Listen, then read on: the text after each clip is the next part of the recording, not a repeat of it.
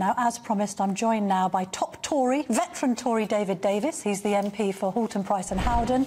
David, I wanted you to reflect first of all on the COVID inquiry. It made the headlines in the week, most notably for Dominic Cummings' fruity use of language.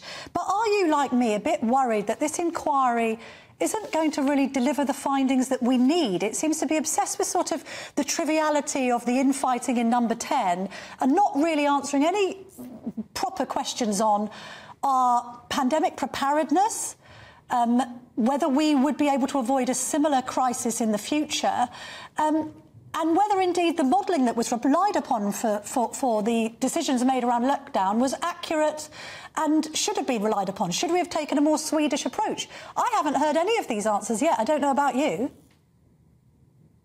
Well, the one person who's, I think, talked about it at all is Mark Woolhouse. It's the best evidence anywhere. And I recommend your viewers to look up Mr. Woolhouse, Woolhouse. He's a professor of epidemiology in Scotland, in Edinburgh, and he's actually very sensible.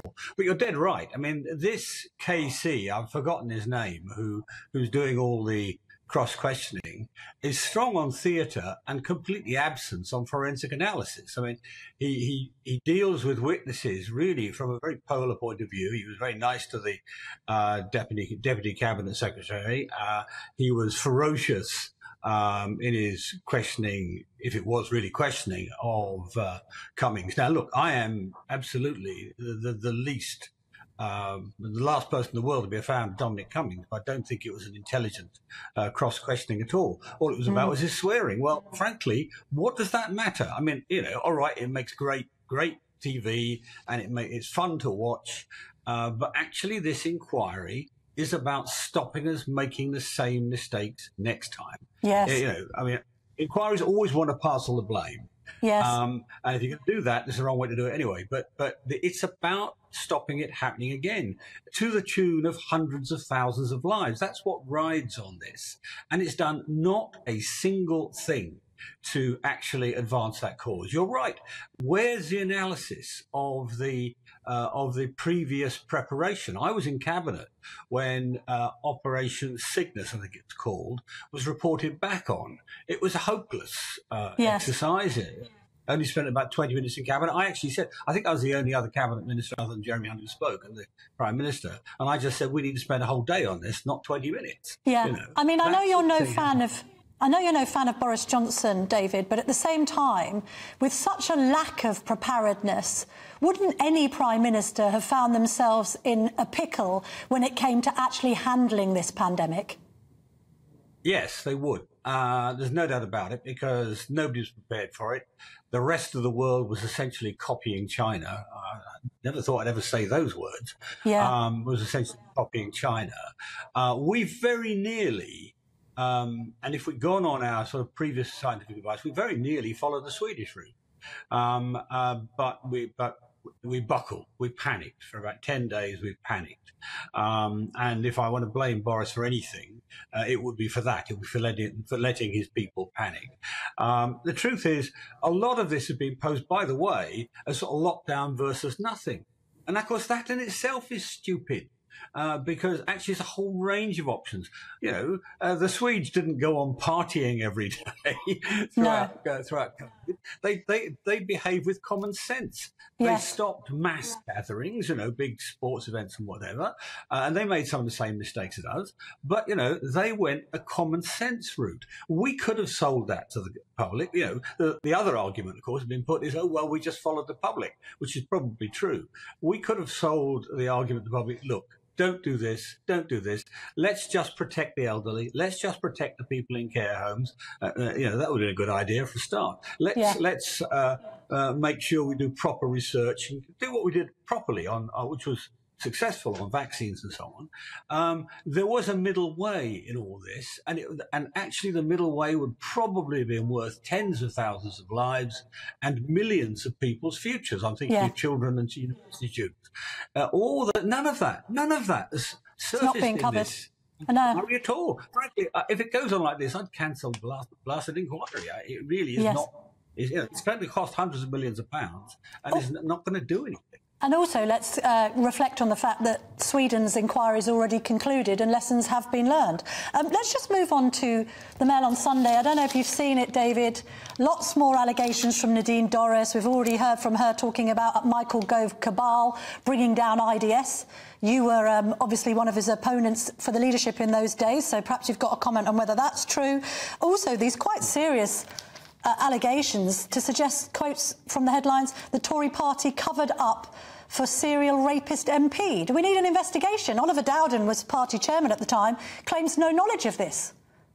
Yeah, all I've seen the headlines. I haven't read the actual article. But well, if there is serious evidence of a cover-up, then it should be exposed. There's no two ways about it. It's a rape case, isn't it? From what I heard, or an alleged case. Well, you know, there's no argument in the world that can support covering up such a thing if it's true. Now, I know literally zero about that.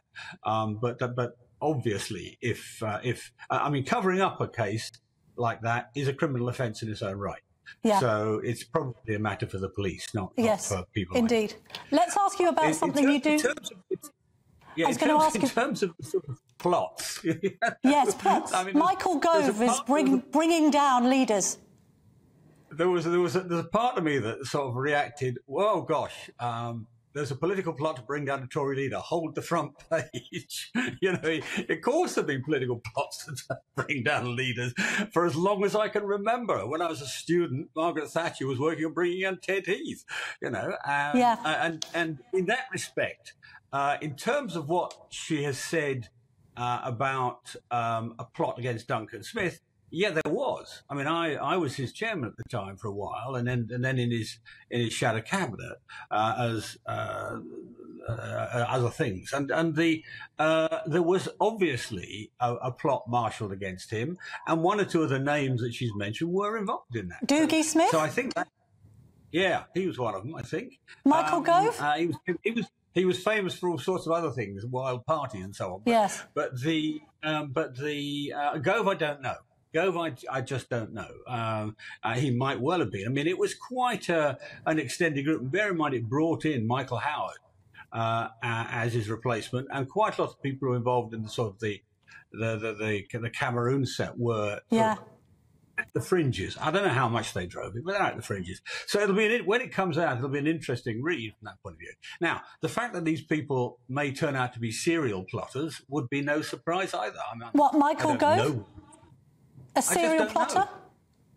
Well, he certainly, Boris would take that view of him after the way he treated Boris during Boris's first abortive run at the leadership. Of course, Gove was very famous for what he did there. But whether he was serially involved in all of them, I just don't know.